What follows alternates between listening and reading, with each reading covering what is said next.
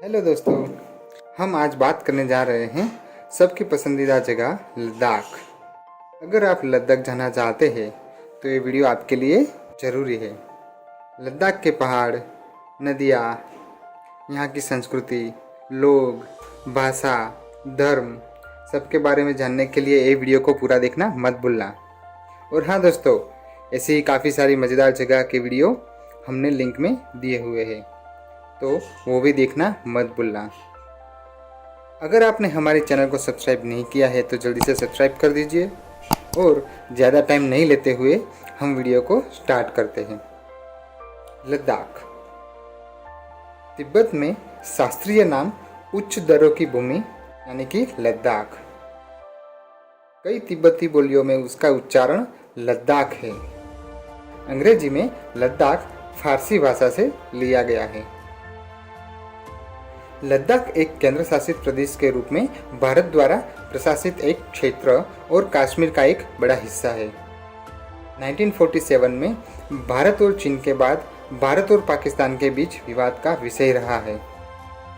लद्दाख की सीमा पूर्व में तिब्बत, दक्षिण में भारतीय राज्य हिमाचल प्रदेश, जम्मू और कश्मीर, पश्चिम में पाकिस्तान प्रशासित गिलगित बाल्टिस्तान और दक्षिण पश्चिम के कोने से लगते हैं। लद्दाख का सबसे बड़ा शहर लेह है। लेह जिले में सिंधु, श्योक और नुब्रा नदी की घाटियां शामिल है। इसके बाद कारगिल है, जिनमें से प्रत्येक का मुख्यालय एक जिला है। कारगिल जिले में सुरु, द्रास और झांसकर नदी की घाटियां शामिल है।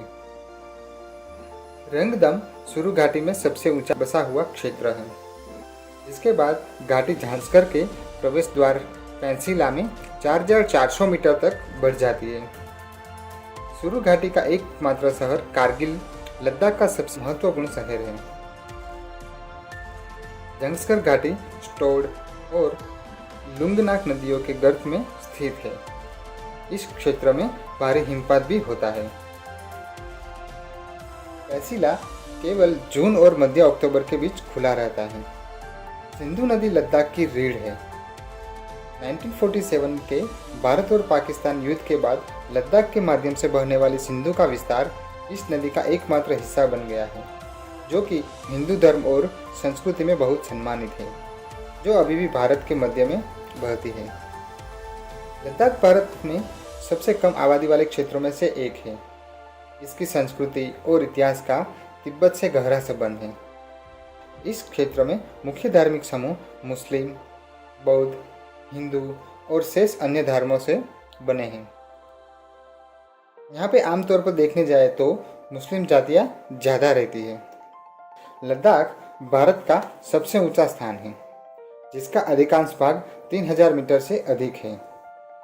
यह हिमालय के कुनलुन पर्वतमाला तक फैली हुई है और इसमें सिंधु नदी की ऊपरी घाटी भी शामिल है। भूमि को सिंचित करने के लिए पहाड़ों की बर्फ और बर्फ के पानी से किया जाता है। यहाँ की प्रमुख फसलें देखने जाए तो जौ और गेहूं है। चावल पहले लद्दाखी आहार में एक विलासित आहार था, लेकिन सरकार द्वारा अनुदानित होने के बाद यहाँ सबसे सस्ता बन गया है। कियांग यहाँ तिब्बती जंगली गधा चांगथांग के घास के मैदानों में आमतौर पर देखे जाते हैं, जिनकी संख्या लगभग 2500 से अधिक है। लद्दाख में लगभग 200 से ज़्यादा हिम तेंदुए हैं। मध्य लद्दाख में Hemis high altitude national park इस शिकारी के लिए विशेष रूप से अच्छा निवास स्थान है। यूरेशियन लिंक्स एक और दुर्लभ बिल्ली की जाति है, जो लद्दाख के छोटे शाकाहारी जीवों का शिकार करती है। तिब्बती भेड़िया, जो कभी कभी लद्दाखियों के पशुओं का शिकार करता है। सुरु घाटी और द्रास के आसपास के क्षेत्रों में कुछ भूरे भालू भी है। छोटे जानवरों में मरमोट, खरगोश और कई प्रकार के पिका और वॉल आमतौर पर देखे जाते हैं। अल्पसंख्यक लद्दाखी लोगों को व्यापारियों के रूप में भी नियुक्त किया गया है। यहाँ के व्यापारी पंजाब और जिंजियांग के बीच कपड़ा, कालीन, रंजक और नशीले पदार्थों का व्यापार का सुविधा प्रदान करते हैं। हालांकि जब से चीनी सरकार ने तिब्बत स्वायत्त क्षेत्र को लद्दाख के बीच की सीमाओं को बंद कर दिया है, तब से यह अंतर्राष्ट्रीय व्यापार पूरी तरह से ठप हो गया है। लद्दाख क्षेत्र में बहने वाली सिंधु नदी विशाल जल विद्युत क्षमता से संपन्न है। सौर और पवन ऊर्जा की क्षमता भी यहाँ पे पर्याप्त है। भारत सरकार ने अंशातक कश्मीर क्षेत्र से लद्दाख के अपेक्षाकृत प्रभावित क्षेत्रों में ट्रैकिंग और अन्य पर्यटन गतिविधियों में बदलाव को प्रोत्साहित किया है। हालांकि पर्यटन लद्दाख की कामकाजी आबादी का केवल 4% ही रोजगार देता है, लेकिन अब यह क्षेत्र में 50% हिस्सा हो गया है। तिब्बती संगीत की तरह लद्दाखी बौद्ध मठों के त्योहारों के संगीत में अक्षर धर्म के अभिन्न अंग के रूप में तिब्बती धार्मिक जप शामिल होता है। गुंजायमान ड्रम और कम निरंतर होता रहता है। रिलीजियस मास्क डांस लद्दाख के सांस्कृतिक जीवन का एक महत्वपूर्ण हिस्सा है। लद्दाख में सबसे लोकप्रिय खेल आइस हॉकी है, जो आमतौर पर मध्य दिसंबर से मध्य फरवरी तक प्राकृतिक बर्फ पर खेला जाता है। इसके साथ क्रिकेट भी बहुत लोकप्रिय है। यहाँ का पारंपरिक खेल तीरंदाजी है। इसके साथ पोलो भी पारंपरिक खेल है। तिब्बती चिकित्सा 1000 वर्षों से अधिक समय से लद्दाख की पारंपरिक स्वास्थ्य प्रणाली रही है। पारंपरिक उपचार के इस स्कूल में तिब्बती बौद्ध धर्म के दर्शन और ब्रह्मांड विज्ञान के साथ आयुर्वेद और चीनी चिकित्सा के तत्व शामिल हैं। आमची सदियों से लोगों के लिए सुलभ एकमात्र चिकित्सा प्रणाली है। तिब्बती चिकित्सा परंपरा का पालन करने वाले पारंपरिक चिकित्सक रहे हैं।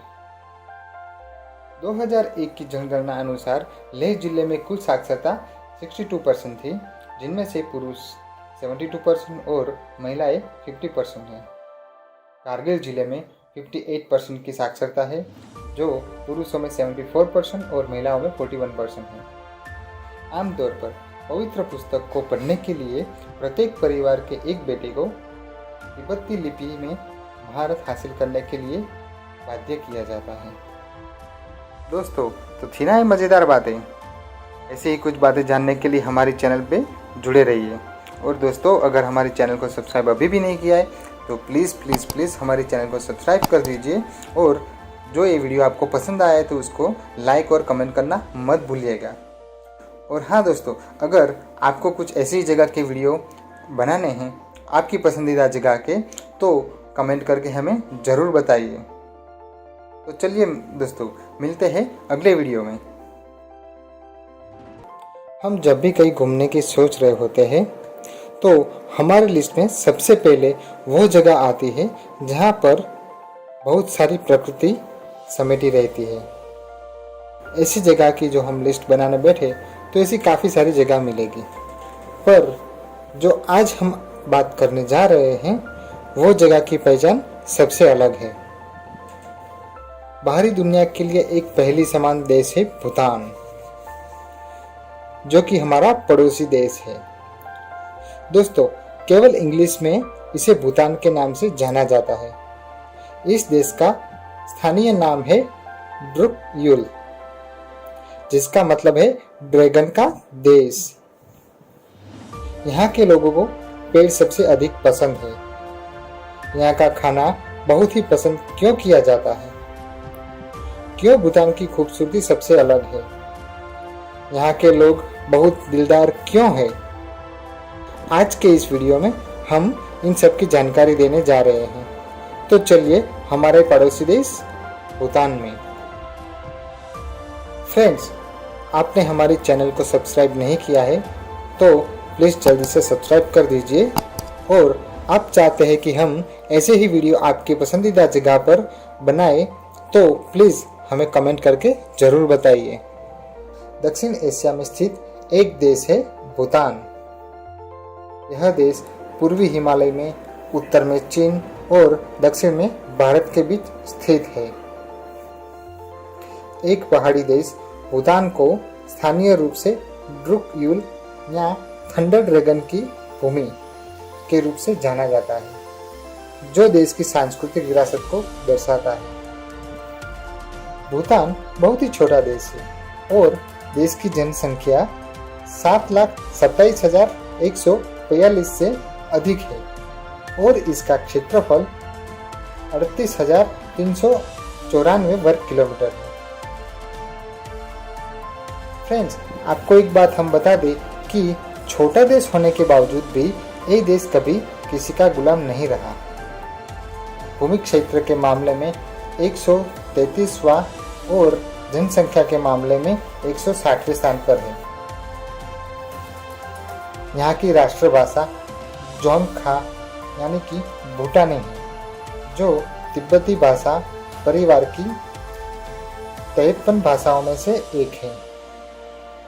दुनिया के सबसे खुश देशों में से एक देश है भूटान। वैसे तो ये देश दुनिया के गरीब देशों में गिना जाता है, पर यहाँ पर विकास का मापदंड ही खुशहाली है। इसलिए ये देश गरीब होने के बावजूद भी खुशहाल जीवन बिताता है और इसके कारण यहाँ पर कोई भी बेघर नहीं है और ना ही यहाँ पर एक भी भिखारी है। यह अनुमान लगाया गया है कि भूटान की 2/3 और 3/4 आबादी व्रजयान बौद्ध धर्म का पालन करती है, जो राज्य धर्म भी है। लगभग 1/4 से 1/3 हिंदू धर्म के अनुयायी है और यहाँ पर सिख धर्म की आबादी 12% से कम है। भूटान में समुद्र तल से 7,000 मीटर से भी अधिक ऊंचाई वाली चोटियां हैं।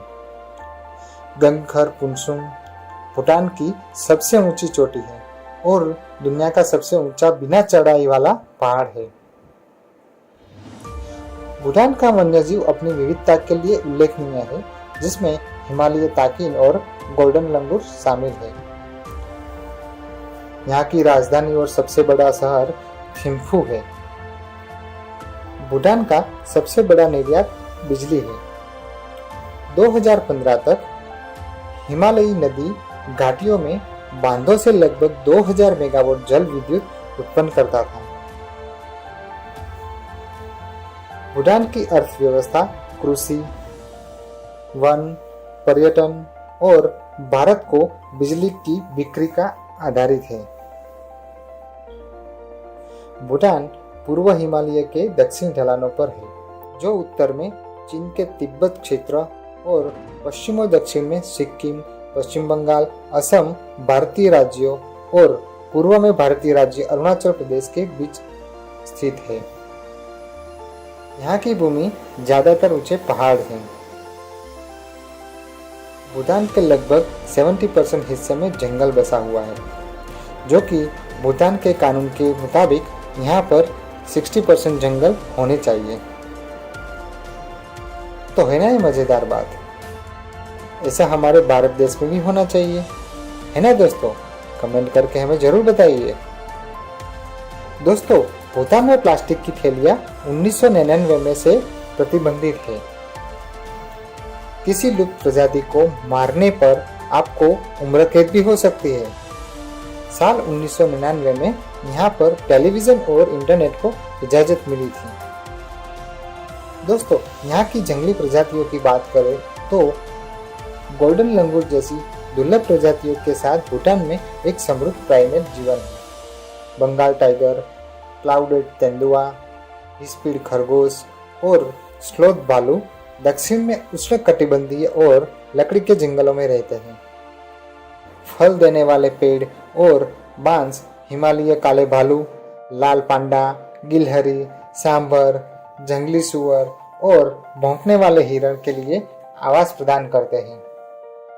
हिम तेंदुए, नीली भेड़, हिमालय मरमोट, तिब्बत भेड़िया, मृग, हिमालय कस्तूरी मृग और ताकिन भूटान के राष्ट्रीय पशु का घर है। लुप्त प्राय जंगली जलबेस दक्षिणी भूटान में पाई जाती है। भूटान में पक्षियों की 770 से अधिक प्रजातियां दर्ज की गई है। हालांकि भूटान की प्राकृतिक विरासत अभी भी काफी हद तक बरकरार है। सरकार ने कहा है कि इसे हल्के में नहीं लिया जा सकता है और प्राकृतिक पर्यावरण के संरक्षण को उन चुनौतियों में से एक माना जाता है।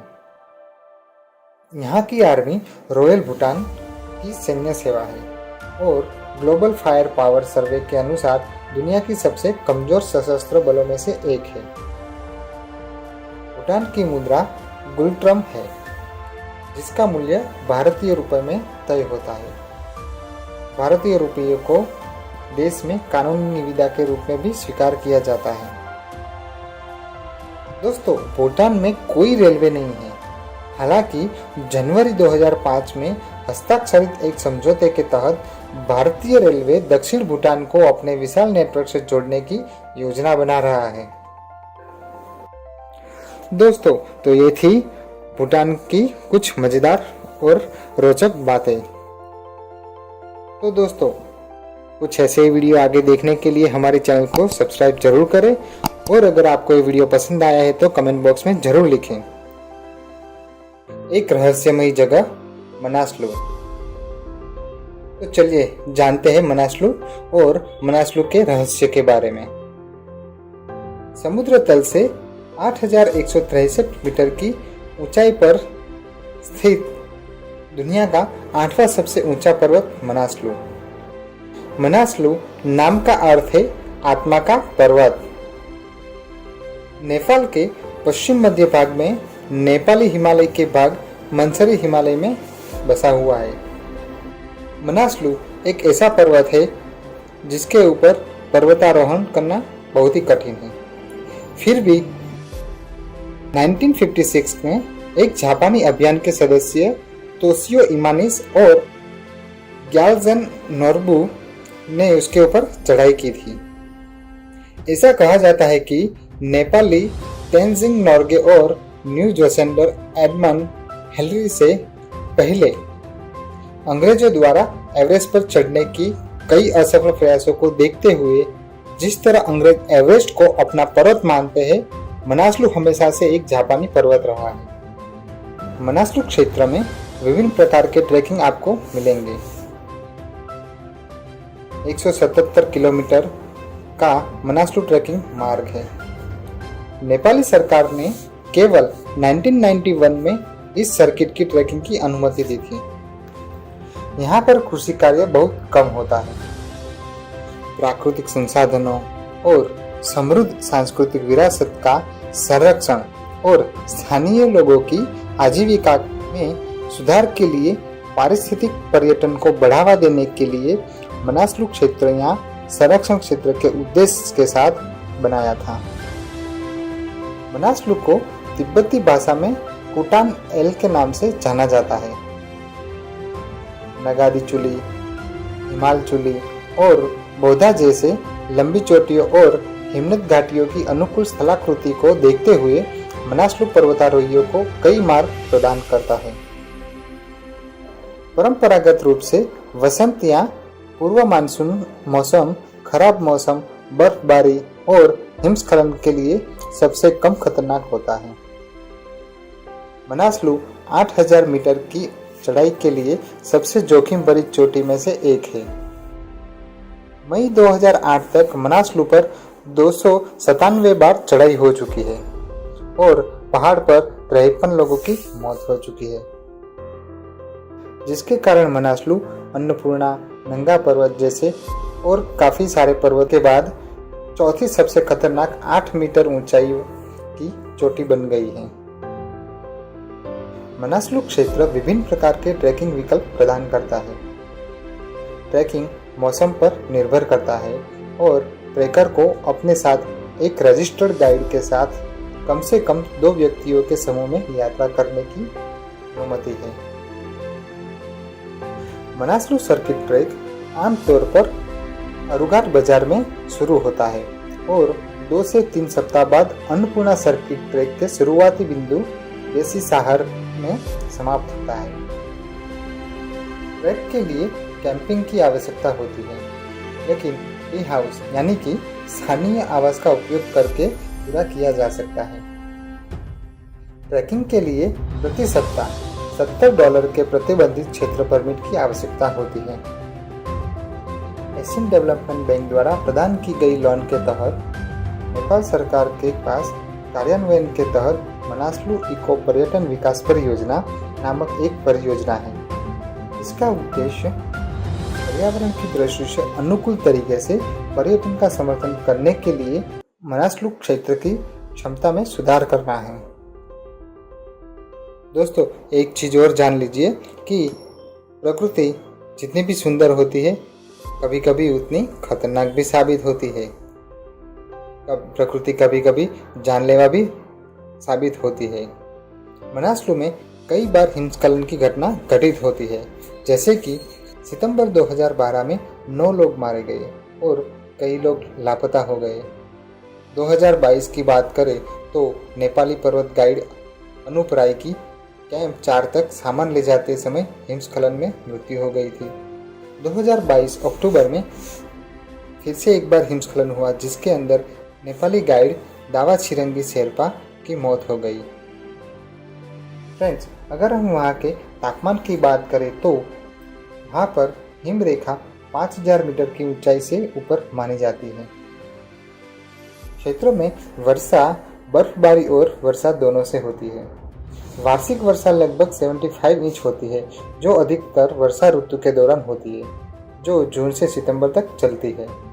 इस क्षेत्र में तापमान भी जलवायु क्षेत्र के साथ व्यापक रूप से भिन्न होता है। उष्णकटिबंधीय क्षेत्र में गर्मी और सर्दियों का तापमान 31 से 34 डिग्री सेल्सियस और 8 से 13 डिग्री सेल्सियस का होता है। समशीतोष्ण जलवायु क्षेत्र में गर्मियों का तापमान 22 से 25 डिग्री सेल्सियस और सर्दियों का तापमान 2 से 6 डिग्री सेल्सियस होता है। उल्ट अल्पाइन क्षेत्र में दिसंबर से मई के दौरान आमतौर पर बर्फबारी होती है और औसत वार्षिक तापमान 6 से 10 डिग्री सेल्सियस होता है। आर्कटिक क्षेत्र में विशिष्ट है और स्थायी हिमरेखा के अंतर्गत आता है। यहाँ तापमान शून्य से काफी नीचे रहता है। इस क्षेत्र में अन्य क्षेत्रों के विपरीत काफी सारे पशु वर्ग की जातियां यहाँ पे मिलती हैं। घाटी में हिम तेंदुए, लाल पांडा सहित कई अत्यधिक लुप्तप्राय जानवरों का अभ्यारण्य है। और भी काफी सारे वन्य पशु जैसे कि Asian black bear, grey wolf, dhole, Assam macaque, Himalayan musk deer, blue sheep, Himalayan tahr, mainland serow, Himalayan goral, woolly hare, horse bat, Himalayan mouse और काफ़ी सारे पशु यहाँ पर शामिल है। पक्षियों की बात करें तो 33 स्तनधारियाँ, 11 तितलियाँ और 3 सरीसृपों की 110 से अधिक प्रजातियाँ दर्ज की गई हैं। इस क्षेत्र में मठों के भिक्षुओं द्वारा शिकार पर प्रतिबंध लगाकर क्षेत्रों में वन्य जीवन का संरक्षण किया गया है। इस कार्यवाही से वन्य जीवों को समृद्ध होने में मदद मिलती है। इस क्षेत्र में पक्षियों की लगभग 110 प्रजातियों की पहचान की गई है, जिनमें golden eagle, Eurasian griffon, Himalayan griffon, blood Impeyan, kalij और ओक्लास तीतर, हिमालयन और तिब्बती स्नोकॉक और क्रिम्सन हॉर्नर तीतर शामिल हैं। फ्रेंड्स, तो थी ना ये मज़ेदार बातें। तो चलिए दोस्तों, मिलते हैं अगले वीडियो में। और हाँ दोस्तों, अगर अभी तक आपने हमारे चैनल को सब्सक्राइब नहीं किया है तो प्लीज़ जल्दी से सब्सक्राइब कर दीजिए। और अगर आपको ये वीडियो पसंद आया है तो लाइक और शेयर करना मत भूलना, जिसे हम अमेजॉन वर्षावन के रूप से जानते हैं। फ्रेंड्स, आज की वीडियो में हम आपको बताएंगे अमेजॉन कितना बड़ा है, वहाँ पे कौन सी जनजाति रहती है, अमेजॉन की नदी, अमेजॉन के जंगल से पाए जाने वाले मेडिसिन्स और वहाँ से मिलने वाले अनेकों फ्रूट जो हमारे जनजीवन में उपयोगी होते हैं। तो फ्रेंड्स, अगर आप हमारे चैनल पर पहली बार है तो हमारे चैनल को सब्सक्राइब करके हमारे वीडियो को पूरा देखना मत भूलना। तो फ्रेंड्स, स्टार्ट करते हैं आज का video, Amazon rain forest. Friends, Amazon जंगल इतना बड़ा है कि इसमें भारत देश 2 बार फिट हो सकता है, क्योंकि यह जंगल 55 लाख वर्ग किलोमीटर में फैला हुआ है। अमेरिका से ब्राज़ील तक फैले इस जंगल के बारे में कहा जाता है कि अगर अमेजॉन जंगल कोई देश होता तो यह दुनिया का 9वां सबसे बड़ा देश होता। फ्रेंड्स, अमेजॉन जंगल को हमारी पृथ्वी का लंग्स यानी कि फेफड़ा भी कहा जाता है, क्योंकि अमेजॉन जंगल से पृथ्वी को 20% ऑक्सीजन मिलती है। फ्रेंड्स, अमेजॉन जंगल 70 लाख वर्ग किलोमीटर क्षेत्र में फैला हुआ है, जिसमें से 55 लाख वर्ग किलोमीटर के अंदर सिर्फ वर्षा वन खड़े हैं, यानी कि वर्षा के जंगल खड़े हैं। यह क्षेत्र 9 देशों की सीमाओं में पड़ता है। वनों का अधिकांश भाग यानी कि 60% ब्राज़ील की सीमा में है। इसके बाद Peru, Colombia, Venezuela, Ecuador, Bolivia, Guyana, Suriname और फ्रेंच गुयाना में है। पृथ्वी पर जितने जीव हैं उसके 1/3 को एक साथ आप अमेज़न जंगल में ही देख सकते हैं। दुनिया में जीवित पौधों और जानवरों की प्रजातियों का सबसे बड़ा संग्रह है। यह क्षेत्र लगभग 2.5 मिलियन कीट प्रजातियों और दसियों हजार पौधों और कुछ 2000 पक्षियों और स्तनधारियों का घर है। आज तक कम से कम 40,000 पौधों की प्रजातियां, 2200 मछलियों, 1294 पक्षियों, 427 स्तनधारियों, 428 उभयचरों और 378 सरीसृपों का वैज्ञानिक रूप से इस क्षेत्र में वर्गीकृत किया गया है। सभी पक्षी प्रजातियों में से 5 में से एक अमेज़न वर्षा वन में पाया जाता है और मछली प्रजातियों में से 5 में से एक अमेज़न नदियों में रहती है। अमेज़न के जंगल में 4 अरब से ज़्यादा पेड़ हैं, जिसमें 17,000 से ज़्यादा पेड़ों की अलग अलग प्रजातियां हैं। यह पेड़ इतने बड़े और घने हैं कि सूर्य की रोशनी धरती तक पहुंच नहीं पाती है। यह जंगल इतना घना है कि जब बारिश होती है तो बारिश के पानी को जमीन तक पहुंचने में लगभग 10 मिनट का समय लग जाता है।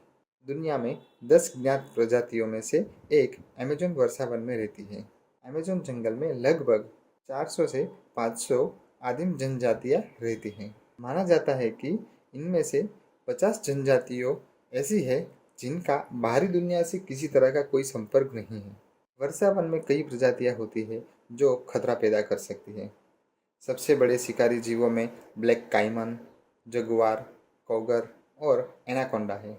नदी में इलेक्ट्रिक बिजली का झटका पैदा कर सकती है जो इंसान को अचेत या मार सकती है, जबकि पिराना नाम की मछली इंसान को काटने में और घायल करने के लिए जानी जाती है। अमेज़न फॉरेस्ट के उत्तर में बहने वाली अमेज़न नदी जंगल के बीच से होकर गुजरती है। इसे अमेज़न का ऑक्सीजन भी कहा जाता है। यह नदी कई सारे जलमार्गों का एक नेटवर्क बनाती है। अमेज़न नदी नील नदी के बाद में दुनिया की सबसे लंबी नदी है, जिसकी लंबाई 6,400 किलोमीटर है। अमेज़न नदी पानी के हिसाब से विश्व की सबसे बड़ी नदी है और यह नदी वर्षा के दौरान भयानक रूप ले लेती है। कहीं कहीं पर यह नदी 190 किलोमीटर तक चौड़ी हो जाती है, जिसके कारण इस नदी का एक छोर से दूसरा छोर भी दिखाई नहीं देता है। दुनिया का 20% ताज़ा पानी सिर्फ अमेज़न नदी से पाया जाता है। 1100 से भी ज़्यादा सहायक नदियों का पानी अमेज़न नदी में मिलता है, जिसमें से 17 नदियों 16 मील से भी ज़्यादा लंबी हैं। और आप यहाँ जाकर चौंक जाएंगे कि अमेज़न नदी इतनी बड़ी और विशाल होने के बावजूद भी इस नदी के ऊपर एक भी ब्रिज या पुल नहीं है। अमेज़न के जंगल में एक ऐसी नदी भी है जिसका पानी 110 डिग्री सेल्सियस से भी ज़्यादा गर्म है। कभी कभी यह पानी उबलता हुआ दिखाई देता है। यदि गलती से कोई इंसान इस नदी में चला गया तो उसी क्षण उसकी मृत्यु हो जाएगी। इस नदी का नाम सनई टिम्पिक्शा है, जिसे वहाँ के लोग बॉयलर रिवर के नाम से भी जानते हैं। अमेज़न जंगल में एक्टोस सिटी नामक शहर स्थित है, जहाँ तक पहुँचने के लिए कोई भी रोड नहीं है, इसलिए इसे सीक्रेट सिटी के नाम से भी जाना जाता है। यह सिटी अमेज़न वर्षा वन के बीच में काफ़ी दुर्गम स्थान पर बसी हुई है, जिसकी आबादी लगभग 4 लाख से भी ज़्यादा है। अमेज़न जंगल दुनिया भर में पाए जाने वाले खाद्य पदार्थों की 80% किस्मों का मूल है। अमेज़न में उगने वाले 3000 से अधिक प्रकार के फल इंसान के खाने योग्य हैं। दुनिया की 1/4 पश्चिमी दवा अमेज़न जंगल की सामग्री से बनाई जाती है। यहाँ लगभग 70% औषधीय पौधे मौजूद हैं, जो कैंसर जैसी खतरनाक बीमारियों के खिलाफ उपयोग में लिए जाते हैं। तो फ्रेंड्स, ये था हमारा अमेज़न रेन फॉरेस्ट। हिमालय में बसा हुआ एक सुंदर देश नेपाल के बारे में। फ्रेंड्स, नेपाल हिमालय में बसा हुआ एक देश है, लेकिन एक बात ये भी है कि नेपाल भारत के गंगा के मैदान से जुड़ा हुआ है, यानी कि हमारी गंगा नदी के जो मैदान है वो नेपाल के अंदर शामिल है। उत्तर चीन के तिब्बत और दक्षिण पूर्व पश्चिम की ओर से भारत से जुड़ा हुआ है, यानी कि भारत की 3 सीमाएं नेपाल से जुड़ी हुई हैं। अगर हम यहाँ की करेंसी के बारे में बात करें तो यहाँ की करेंसी का नाम है नेपालिस रूपी। नेपालिस रूपी इंडिया की 2023 की करेंसी के हिसाब से 0.63 रुपी है। यहाँ का भूगोल कुछ अलग ही है। यहाँ उपजाऊ मैदान है, जंगली पहाड़ी है, दुनिया के 10 सबसे ऊंचे पहाड़ों में से 8 नेपाल में बसे हुए हैं। और तो और पृथ्वी का सबसे ऊंचा स्थान माउंट एवरेस्ट नेपाल में बसा हुआ है। यहाँ की राजधानी का नाम है काठमांडू, जो नेपाल का सबसे बड़ा शहर है। इसके अलावा काफ़ी बड़े शहर इसमें शामिल है, जैसे कि पोखरा, भरतपुर, ललितपुर, विराटनगर, दनगांधी, गोराही, इटारी, एतुडा, जनकपुर, बुटवाल, तुलसीपुर, उदनीकंथा, नेपालगुंज, वीरेंद्रनगर, तारकेश्वर, गोकर्णेश्वर, तिलोत्तमा, जो यहाँ के बड़े बड़े शहर हैं। नेपाल में अलग अलग जाति, भाषा, धार्मिक और सांस्कृतिक राज्य शामिल हैं, पर नेपाली यहाँ की मुख्य भाषा है। नेपाल में वास्तुकला के सबसे पुराने ज्ञात उदाहरण दक्षिण पश्चिमी नेपाल में कपिलवस्तु और उसके आसपास प्रारंभिक बौद्ध निर्माण के स्तूप है, और अशोक द्वारा काठमांडू घाटी से निर्मित 250 ईसा पूर्व स्तूप है। इसके अलावा यहाँ पर स्थित पाटन दरबार स्कायर घाटी का 3 महल चौक उसका प्रमाण करता है, जो मल्लों द्वारा 17वीं सदी में बनाया गया था। अगर हम नेपाल के मैप के बारे में बात करें तो नेपाल लगभग 800 किलोमीटर लंबा और 200 किलोमीटर चौड़ा है, यानी कि 56,956 वर्ग किलोमीटर का क्षेत्रफल है। नेपाल का मैप हम देखें तो रफली ट्रेपेजोइडल शेप का दिखता है। नेपाल के मौसम के बारे में बात करें तो अगर आप नेपाल में हैं तो आप 5 मौसम का अनुभव ले सकते हैं। नेपाल में उष्णकटिबंधीय और उपोष्णकटिबंधीय क्षेत्र है, समशीतोष्ण क्षेत्र है, ठंडे क्षेत्र है, उपनगरीय क्षेत्र है और आर्कटिक क्षेत्र भी शामिल है। नेपाल में 5 मौसम का अनुभव होता है: गर्मी, मानसून, शरद ऋतु, सर्दी और वसंत ऋतु यहाँ पे पाई जाती है। नेपाल अपनी राष्ट्रीय रक्षा के लिए कूटनीति पर निर्भर है।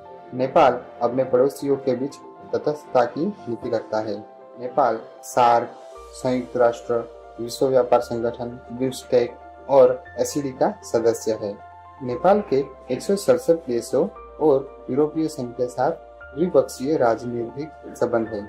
इसके 30 देशों में दूतावास है और 6 वाणिज्य दूतावास है, जबकि 25 देशों के नेपाल में दूतावास है। यहाँ के पर्यटन की बात करें तो नेपाल में सबसे बड़े और सबसे तेजी से बढ़ने वाले उद्योगों में से एक यहाँ का पर्यटन है, जो 10 लाख से अधिक लोगों को रोजगार देता है। नेपाल की कुल जीडीपी का 7.9% हिस्सा पर्यटन स्थल का योगदान रहता है।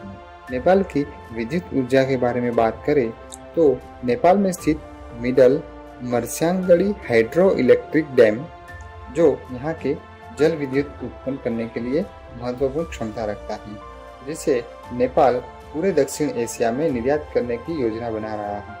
दोस्तों, हम आज बात करने जा रहे हैं जहाँ प्रकृति खुलकर बसी हुई है। अगर आप ऐसी जगह के बारे में जानना चाहते हैं तो ये वीडियो को पूरा देखना मत भूलना।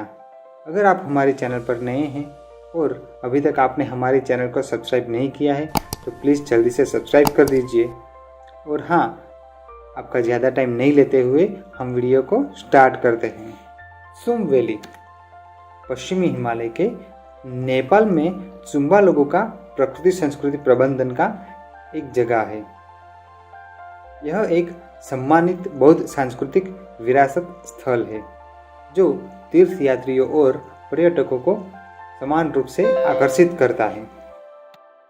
सुम घाटी पश्चिमी नेपाल के गोरखा जिले में 2000 से 3500 मीटर ऊंचाई पर बसा हुआ है। घाटी मनासलू संरक्षण क्षेत्र के अधिकार क्षेत्र में स्थित है, जिसे 1998 में स्थापित किया गया था। मनासलू संरक्षण क्षेत्र नेपाल में एक संरक्षित क्षेत्र है।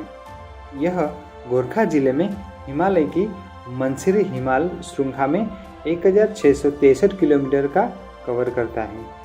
इस क्षेत्र में पहाड़, ग्लेशियर और जलधाराएं शामिल हैं। यहाँ की ऊंचाई की बात करें तो यह क्षेत्र 1400 मीटर से लगभग 8000 मीटर तक है। घाटी में 33 गांव है, जिनमें 529 घर है और जनसंख्या देखने जाए तो 1810 से अधिक है। घाटी का निचला हिस्सा ढलाधार होने के कारण यहाँ पर वसवाट कम होता है। यह क्षेत्र में हिम तेंदुए, कस्तूरी मृग और हिमालयी तहर सहित स्तनधारियों की 33 प्रजातियां रहती है। यहाँ पक्षियों की 110 से अधिक प्रजातियां हैं। सरीसृपों की बात करें तो यहाँ पर 3 प्रजातियां हैं और फूल और पौधे की बात करें तो 1500 से 2000 से अधिक प्रजातियां यहाँ पर हैं। और हाँ दोस्तों, यहाँ पर मेढकों की 4 प्रजातियां भी मौजूद है। गोरखा जिला गंडकी प्रांत का एक हिस्सा है। नेपाल के 77 जिलों में से एक है, जो नेपाल का चौथा सबसे बड़ा जिला है और ऐतिहासिक रूप से इसके निर्माण से जुड़ा हुआ है। आधुनिक नेपाल और प्रसिद्ध गोरखा सैनिकों के नाम पर यह जिला गोरखा नगर पालिका नाम से जाना जाता है और ये जिला मुख्यालय भी है। 3610 किलोमीटर के क्षेत्र को कवर करता है और 2021 नेपाल जनगणना के अनुसार इसकी जनसंख्या 2,52,201 है। यहाँ पर मनकामना मंदिर का स्थल, गोरखनाथ और गोरखकाली के मंदिर जिले में पाए जाते हैं। कई प्रमुख नदियाँ चेपे, दरौंदी, मार्शागढ़ी, बूदी और त्रिशूली जिले से होकर बहते हैं। चुम घाटी सुम्बा स्वदेशी लोगों की पारंपरिक मातृभूमि है, जो एक अनोखी सुम के यहाँ सुम्बा बोली बोलते हैं, जो तिब्बती भाषा से प्रभावित है, यानी कि वो तिब्बती भाषा से लिया गया है ऐसा मान सकते हैं। घाटी को 1920 में इसके निवासियों द्वारा एक अहिंसक क्षेत्र स्याग्न घोषित किया गया था, यानी कि यहाँ के जो निवासी है वो अहिंसा में विश्वास रखते हैं। सुम वैली ट्रेक इतना लंबा है कि उसको पार करने के लिए 16 दिन की यात्रा करनी पड़ती है। सुम घाटी की 16 दिन की यात्रा मध्यम श्रेणी की पैदल यात्रा है। आप सबसे ऊंचा स्थान पर पहुंचेंगे वह गणेश हिमल बेस कैंप है, जो 4200 मीटर पर है। दूसरा सबसे ऊंचा स्थान न्यू गोम्पा है, जिसकी ऊंचाई 3700 मीटर है। आप निचले क्षेत्रों में 5 से 7 घंटे और ऊंचाई वाले क्षेत्रों में लगभग 3 से 4 घंटे तक पदयात्रा कर सकते हैं। सुम्बा के लिए सुम घाटी के आसपास के पहाड़ देवताओं के निवास स्थान है और माना जाता है कि बौद्ध संत मिलारेपा गुफाओं में ध्यान करते हैं। घाटी को बेयुल यानी कि अनुयायियों के लिए एक पवित्र छिपी हुई घाटी माना जाता है, जिसे 8वीं शताब्दी के गुरु रिनपोछे द्वारा बनाया गया था, जिन्होंने नेपाल में बौद्ध धर्म की शुरुआत की थी और इसे एक पवित्र प्राकृतिक स्थल माना जाता है। कई पारंपरिक कला और शिल्प जैसे थंका पेंटिंग, पत्थर की नक्शी जो मुख्य रूप से पुरुषों द्वारा बनाई जाती हैं, पारंपरिक बुने हुए कपड़े और कालीन उनकी सांस्कृतिक पहचान है। आजीविका के लिए घाटी में उगाई जाने वाली प्रमुख निर्वाह फसलें गेहूँ, सरसों, आलू, हरी सब्जियाँ, बाजरा आदि है। यहाँ पर पशुपालन मुख्य रूप से स्व उपभोग के लिए और कृषि के लिए किया जाता है। आजीविका के लिए अन्य स्रोत भी है, जैसे कि जंगली लहसुन वहाँ पर उगाए जाते हैं। दूसरे इनकम के सोर्स में देखा जाए तो सुम्बा घाटी में आने वाले पर्यटकों की संख्या धीरे धीरे बढ़ रही है। विदेशियों को 2 नेपाली परमिट की आवश्यकता होती है, एक मानसलू संरक्षण क्षेत्र में प्रवेश के लिए और दूसरा सुम घाटी में प्रवेश के लिए। पर्यटन के देखते हुए 40 hotel, lodge, retail shop, trekking एजेंसियां और पर्यटक गाइड शामिल हैं, जो सुम्बा घाटी में मेजबानी करती हैं। हर्बल दवाओं के उपयोग के बारे में ज्ञान और ज्ञान के साथ आमची के नाम से जाने जाने वाले पारंपरिक डॉक्टर भी अपर्याप्त स्वास्थ्य बुनियादी सेवाओं को देखते हुए सुम्बा के जीवन में महत्वपूर्ण भूमिका निभाते हैं। नीमा लांबा के नेतृत्व में 2006 और 2018 में 2 आधुनिक समुदाय आधारित संगठन शुंग कल्याण समिति और शुंग शाग्न संरक्षण समिति का कानूनी रूप से गठन किया गया था। वे समुदाय विकास, सुम्बा की संस्कृति, धर्म और पहचान के संरक्षण संयज्ञ त्योहारों के आयोजन करती है। घाटी से परे अहिंसा की संस्कृति और अभ्यास को बढ़ावा देने के और सरकार राजनीतिक नेताओं और संरक्षण एजेंसियों के साथ संबंधों की स्थापना के लिए संस्थागत मंच प्रदान करते हैं। यहाँ पर एक चिंताजनक बात करें तो शिक्षा और नौकरी के अवसरों के लिए यहाँ के लोग शहरों की ओर तेजी से पलायन कर रहे हैं, खासकर युवा पीढ़ी। इसके परिणाम स्वरूप वेशभूषा, भोजन, हस्तशिल्प, गीत और नृत्य जैसी मूर्त सांस्कृतिक विरासत के साथ साथ सुम्बा भाषा के साथ साथ मूल्यों और विश्वासों जैसे अमूर्त तत्वों का धीरे धीरे नुकसान हुआ है। सुम वैली में स्कूल केवल 5वीं कक्षा तक ही शिक्षा प्रदान करते हैं और ऐसी चिंता है कि परिवारों से दूर अकेले रहने वाले युवाओं को अपनी संस्कृति खोने का खतरा है, जो एक चिंता का विषय बना हुआ है। तो दोस्तों, थी ना सुम वैली के बारे में कुछ मज़ेदार बातें। ऐसी मज़ेदार बातें जानने के लिए हमारे चैनल से जुड़े रहिए। और हाँ दोस्तों, आपने अगर हमारे चैनल को सब्सक्राइब नहीं किया है तो प्लीज़ सब्सक्राइब कर दीजिए और ऐसे ही कुछ नए वीडियो जानने के लिए हमारे चैनल से जुड़े रहिए। विशाल हिमालय के देवताओं के देश में जहाँ सपने हकीकत से मिलते हैं और प्रकृति की महिमा का साक्षी एक हिमालयी वेंचर जैसा कोई और नहीं। तो चलिए दोस्तों, आज हम जानते हैं हिमालय के बारे में। हिमालय एशिया में एक पर्वत श्रृंखला है जो भारतीय उपमहाद्वीप के मैदानों को तिब्बती से अलग करता है। हिमालय में पृथ्वी की कुछ सबसे ऊंची चोटियां हैं, जिनमें सबसे ऊंची माउंट एवरेस्ट भी शामिल है। समुद्र तल से 7,200 मीटर से अधिक ऊंचाई वाली 100 से अधिक चोटियां हिमालय में स्थित। हिमालय 5 देशों भूटान, भारत, नेपाल, चीन और पाकिस्तान को जोड़ता है। हिमालय की सीमा उत्तर पश्चिम में काराकोरम और हिंदुकुश पर्वतमाला, उत्तर में तिब्बती पठार और दक्षिण में भारत गंगा के मैदानों से लगती है। दुनिया की कुछ प्रमुख नदियां सिंधु, गंगा और ब्रह्मपुत्र हिमालय के आसपास से निकलती है और उनकी संयुक्त जल निकासी लगभग 600 मिलियन लोगों का घर है। 53 मिलियन लोग हिमालय में रहते हैं।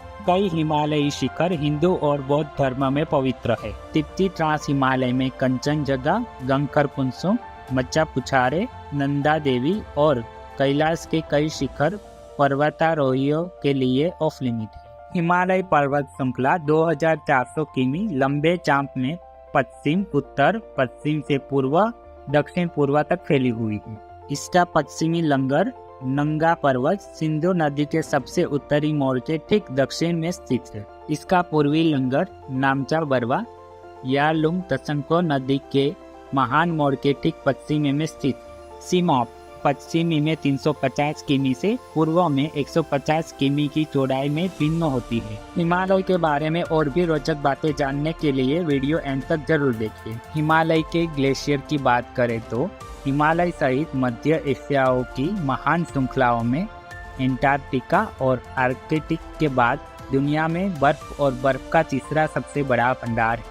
कुछ लोग इस क्षेत्र को तीसरा ध्रुव भी कहते हैं। हिमालय श्रृंखला में लगभग 15,000 ग्लेशियर शामिल हैं, जो लगभग 12,000 किमी या 3,600 से 4,400 जीटी ताजे पानी का भंडारण करते। इसके ग्लेशियरों में गंगोत्री और यमुनोत्री उत्तराखंड और खुगू ग्लेशियर माउंट एवरेस्ट क्षेत्र, लंगटंग ग्लेशियर लंगटांग क्षेत्र और जम्मू सिक्किम शामिल। कर्क रेखा के पास पहाड़ों के अक्षांश के कारण स्थायी हिमरेखा दुनिया में सबसे ऊंची है हाल के वर्ष। वैज्ञानिकों ने जलवायु परिवर्तन के परिणाम स्वरूप पूरे क्षेत्रों में ग्लेशियरों के पीछे हटने की दर में वृद्धि की निगरानी की है। हिमालयी क्षेत्र सैकड़ों जिलों से युक्त है। पेंगोंग त्सो, जो तिब्बत की सुदूर पश्चिमी छोर पर भारत और चीन की बीच की सीमा में फैला हुआ है, 700 किमी के सतह क्षेत्र के साथ सबसे बड़ा है। दक्षिण में झील छोटी है। अन्नपूर्णा मासिक नेपाल में तिलीचो झील दुनिया की सबसे ऊंची झीलों में से एक है। अन्य उल्लेखनीय झीलों में पश्चिमी नेपाल में रारा झील, नेपाल के से फोक सुंडो राष्ट्रीय उद्यान में सी फोक सुंडो झील, उत्तरी सिक्किम में गुरु डोंगमार झील, नेपाल के सोलुखुम्बु जिले में गोक्यो झील और सिक्किम में भारत चीन सीमा के पास सोंगमो झील शामिल है। नेपाल के दोकला जिले में रोवलिंग घाटी में सोरोल्पा ग्लिसरीन झील को सबसे खतरनाक माना जाता है, जो 4580 मीटर की ऊंचाई पर स्थित है।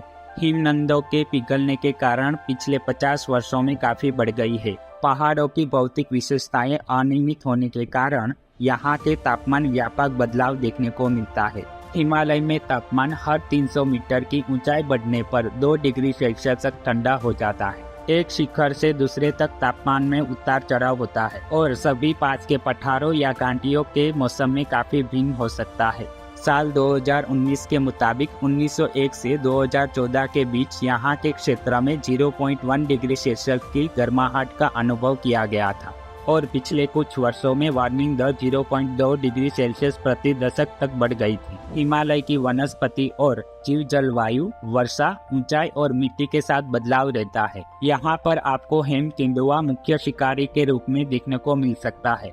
चट्टानी जलाशयों में रहने वाले बकरी, हिमालयी नील भेड़े, हिमालयी कस्तूरी मुर्ग पाया जाता है। इसके अलावा आपको कई प्रकार के हिमालयी पशु मिल सकते हैं। मौसम के बदलते रहने के कारण यहाँ के वनस्पति और जीव जंतु में परिवर्तन देखने को मिलता है। हिमालय से जुड़ी कई सांस्कृतिक और पौराणिक पहलू है। जैन धर्म में हिमालय पर्वत श्रृंखला का माउंट अष्टपद एक पवित्र स्थान है, जहाँ पहले जैन तीर्थकर ऋषभदेव ने मोक्ष प्राप्त किया था। हिंदुओं के लिए हिमालय को हिमवत, सभी पहाड़ों के राजा और देवी पार्वती के पिता के रूप में जाना जाता है। हिमालय को गंगा नदी का अवतार का जनक भी माना जाता है। हिंदुओं के 2 सबसे पवित्र तीर्थ स्थान पशुपतिनाथ और मुक्तिनाथ में मंदिर परिसर है, जिन्हें शालिग्राम नामक पवित्र काली चट्टानों की उपस्थिति के कारण शालिग्राम भी कहा जाता है। विशाल आकार, विशाल ऊंचाई सीमा और हिमालय की जटिल स्थलाकृति के कारण ठंडे और शुष्क रेगिस्तान की स्थिति का अनुभव कराता। यहाँ पर भारी बारिश जून में आती है और सितंबर तक बनी रहती है। मॉनसून गंभीर रूप से परिवहन को प्रभावित कर सकता है और बड़े भूस्खलन का कारण बन सकता है। ट्रेकिंग और पर्वतारोहण का मौसम अप्रैल मई में मानसून से पहले या अक्टूबर नवंबर शरद ऋतु में मानसून के बाद तक सीमित है। अक्सर यहाँ पर 5 मौसम माने जाते हैं: गर्मी, मानसून, शरद ऋतु, सर्दी और वसंत। तो दोस्तों, आज हमने सीखा और देखा हिमालय के बारे में। ये वीडियो आपको कैसा लगा हमें कमेंट करके जरूर से बताइए और आप हमारी चैनल पे नए हो तो सब्सक्राइब और लाइक करें।